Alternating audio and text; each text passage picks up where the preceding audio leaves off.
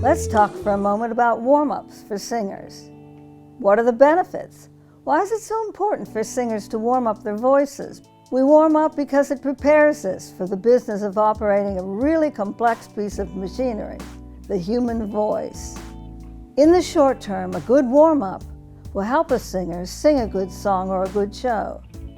As for the long term, warming up faithfully and consistently gives a singer's career longevity. Warming up also cuts down on the time spent in the recording studio. And in the music business, just like any other business, time means money.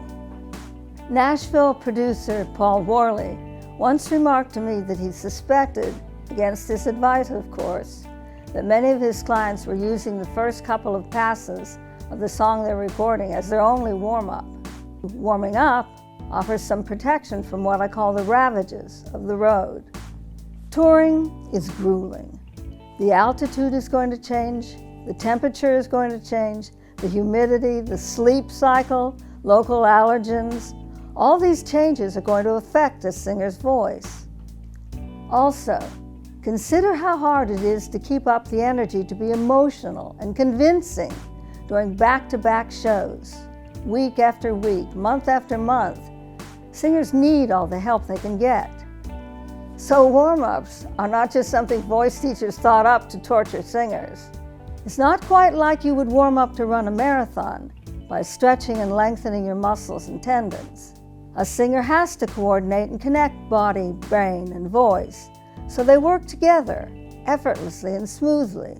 Your support system is located from your waist down to your feet. From the waist up, the chest and head provide upper body resonance.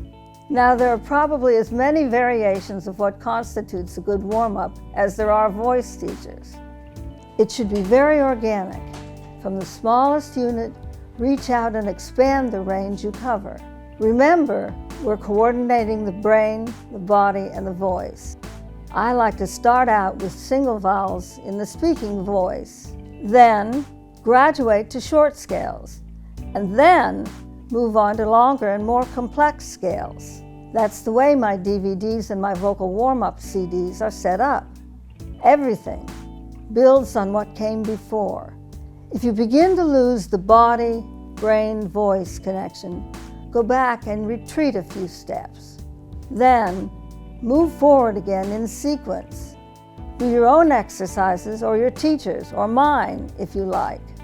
If you want to use my complete warm-up, go online to myvoicecoach.com. Remember this, you don't have to warm up endlessly. It's much more important to be focused and consistent for 10 to 15 minutes than to wear out your voice mindlessly warming up for hours. Don't leave the good stuff on the practice room floor. The best advice I have is this: think of warm-up exercises as push-ups for the human voice.